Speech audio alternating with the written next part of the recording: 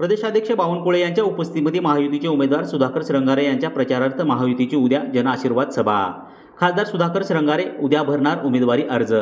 लातूर लोकसभा मतदारसंघातील भाजप महायुतीचे उमेदवार खासदार सुधाकर श्रंगारे उद्या दिनांक 18 एप्रिल रोजी आपला उमेदवारी अर्ज दाखल करत आहेत।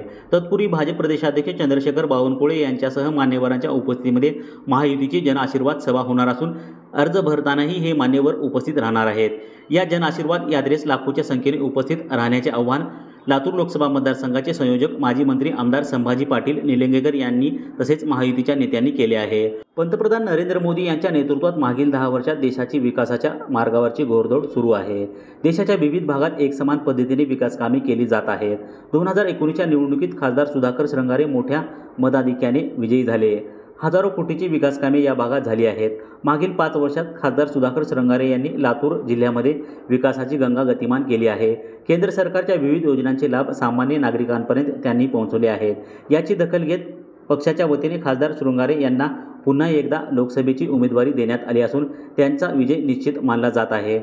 मागच्या निवडणुकीतील मताधिक्याहून अधिक रेकॉर्ड ब्रेक मताधिक्य मिळवण्याचा निर्धार मतदारसंघातील कार्यकर्त्यांनी केलेला आहे। त्यामुळे लातूर मतदारसंघात भाजप महायुतीसाठी उत्साहवर्धक वातावरण दिसून येत आहे। गुरुवारी खासदार सुधाकर श्रंगारे यांचा उमेदवारी अर्ज दाखल करण्यात येणार आहे। तत्पूर्वी सकाळी 8:30 भारतरत्न डॉक्टर बाबासाहेब आंबेडकर पार्क मैदानावर जनआशीर्वाद सभा आयोजित करण्यात आली आहे। या सभेस भाजपचे प्रदेशाध्यक्ष बावनकुळे यांच्यासह प्रदेश व जिल्हा पातळीवर महायुतीचे नेते व पदाधिकारी उपस्थित राहणार आहेत।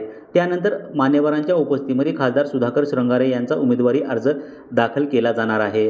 जिल्ह्यातील महायुतीचे पदाधिकारी कार्यकर्ते व नागरिकांनी या जनआशीर्वाद यात्रेस मोठ्या संख्येने उपस्थित राहावे असे आवाहन लातूर लोकसभा मतदारसंघाचे संयोजक माजी मंत्री आमदार संभाजी पाटील निलंगेकर यांनी केले आहे।